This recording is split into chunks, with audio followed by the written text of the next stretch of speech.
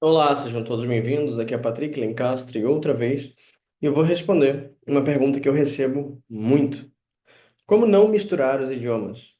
Então, antes que eu esqueça, se inscreve no canal se você ainda não é inscrito, deixe seu like, deixe um comentário, fala comigo por ali. Eu gosto muito de falar com vocês por aqui, porque eu tenho mais tempo para explicar as coisas. Então, essa pergunta eu recebo muito, principalmente, ou dentro de sala de aula, ou em entrevistas, ou nas redes sociais. Então, resolvi trazer uma resposta mais completa aqui para cá. Ponto a ponto. Como não misturar os idiomas? Patrick, você não mistura idiomas? Sim, misturo idiomas em determinados momentos da aprendizagem, né? Então, vamos falar um pouquinho sobre isso. Tem como você não misturar? 100% não. 100% não. Sabe por quê? É, é só você olhar para a realidade ao redor.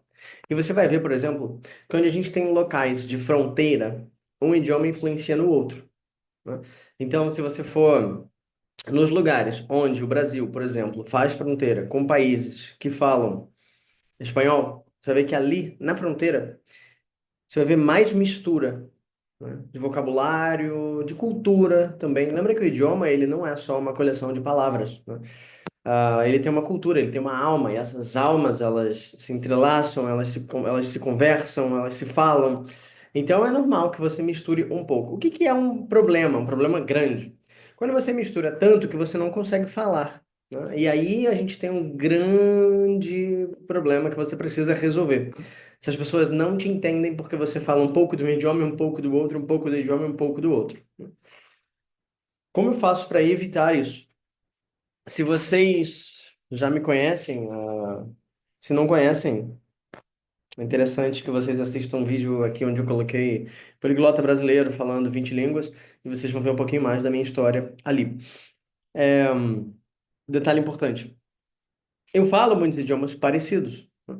Eu falo espanhol, português, italiano, catalão, que é parecido, né? Eu falo polonês, russo, belorrusso, ucraniano, são todos parecidos para quem, se você não fala, você vai ouvir e falar, nossa, nem dá para diferenciar um do outro, né? Dá sim, principalmente pela pronúncia, né, deles. Mas enfim, são idiomas de mesma família e eu não misturo tanto. Por quê?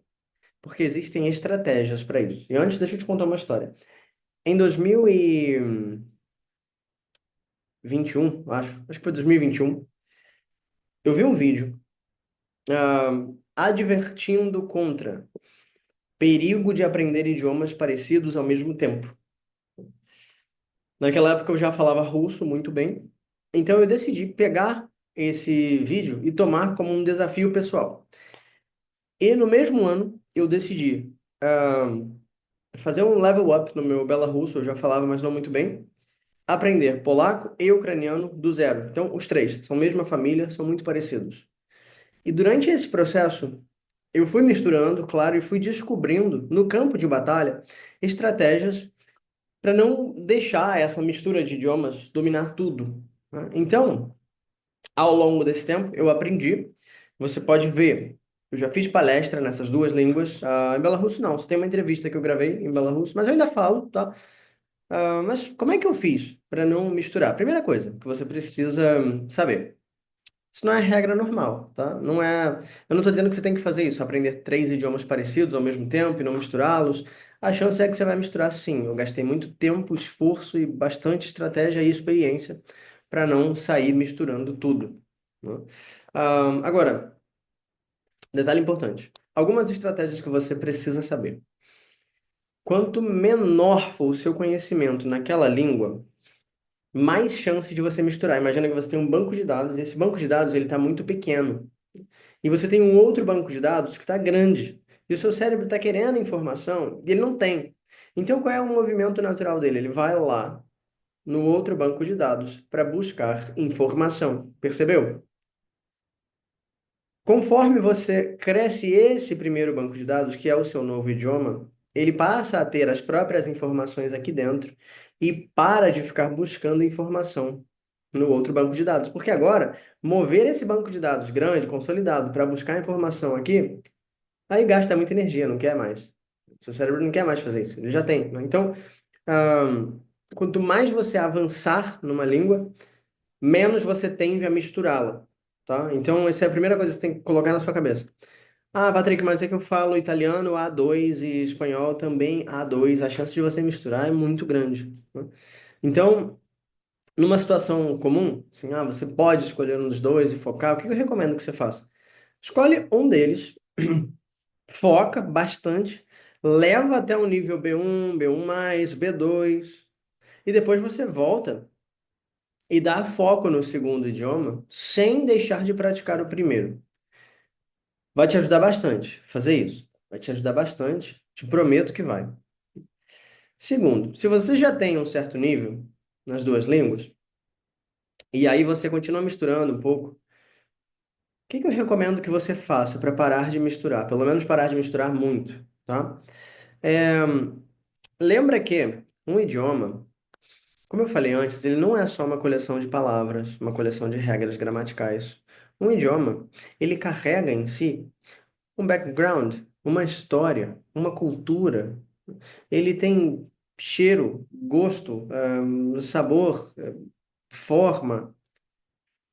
Você precisa viver experiências diferentes com cada idioma. E assim, você vai ter um background emocional diferente para cada um deles. E a chance de você misturar é menor. Você já faz isso na tua própria língua materna. Você não fala, por exemplo, com o teu melhor amigo que com o teu chefe da mesma maneira. Você não fala com o teu filho pequeno e com o teu pai da mesma maneira. Você adapta a sua maneira de comunicar-se com essas pessoas. Por quê? Por causa de um background emocional. Você não vai falar com uma criança, vai falar assim, não, eu só quero saber se você já almoçou. Não. Criancinha pequena? Neném já papou? Neném já acabou de comer? Eu vou suavizar a entonação, eu vou suavizar as palavras, eu vou usar mais diminutivos. Isso é tudo intuitivo. É a mesma língua. Por que que eu não misturo? Porque tem um background emocional diferente, percebeu? Então, você precisa criar histórias diferentes com cada língua. Se você tiver histórias muito parecidas com as línguas, você tende a misturá-las, mesmo que elas não sejam de mesma família. Eu me lembro que eu comecei a aprender grego e hebraico juntos pela mesma razão. E eu tive muitas experiências parecidas nos dois idiomas. O hebraico eu aprendi mais, eu falo melhor hebraico, e às vezes, até hoje, quando eu falo grego, eu ainda misturo hebraico. E qual é o problema disso? É que não é como misturar espanhol e italiano, as pessoas não te entendem. Os idiomas são completamente diferentes, de famílias diferentes, mas o meu background emocional para os dois era parecido. E isso gera a mistura. Então, quanto mais forte for o seu background com cada língua que você fala, mais você tende a não misturar os idiomas. Um detalhe interessante que você pode comprovar. Eu vou deixar no card aqui, ou embaixo, sei lá, em algum lugar desse vídeo, a palestra em polonês que eu fiz na Polyglot Gathering em 2023. Ela é toda em polonês. E no momento da palestra eu troco o slide, eu troco para ucraniano. E depois eu volto para o polonês. As línguas são parecidas, mas eu faço essa troca no meio. É aqui um truque pessoal que eu vou ensinar para você. Se você observar bem quando eu faço a troca, eu faço um pequeno período de silêncio. Depois eu falo uma palavra completamente fora de contexto, que é veshvanka. E depois eu começo a falar ucraniano. Veshvanka é a vestimenta tradicional ucraniana. Essa palavra carrega muita da história que eu já tive com essa língua. Então, quando eu estou no meio da apresentação, falando polonês, e de repente eu faço um pequeno silêncio e trago uma palavra que me remete a todo o background do ucraniano, fica mais fácil para eu trocar o idioma. Então, você pode observar nesse vídeo, quando eu faço a troca, eu acho que eu vou deixar a minutagem aqui para quem não fala nenhum dos dois idiomas poder ver isso que eu estou descrevendo agora. Tem um pequeno silêncio, seguido da palavra Vishvanka, e depois ucraniano, e depois volta ao polonês. Por quê? É como se fosse um gancho emocional, como se fosse um gatilho, né? Como se aquele gatilho ativasse aquela língua, né? E você pode criar os seus próprios gatilhos dependendo de cada língua, dependendo da história que você tem. Só lembra disso. Um idioma, ele não é só uma coleção de palavras, coleção de frases, coleção de regras gramaticais. Ele é uma história. O idioma tem alma. E se você achar a alma de cada idioma, eles param de se misturar. Espero que esse vídeo tenha sido útil.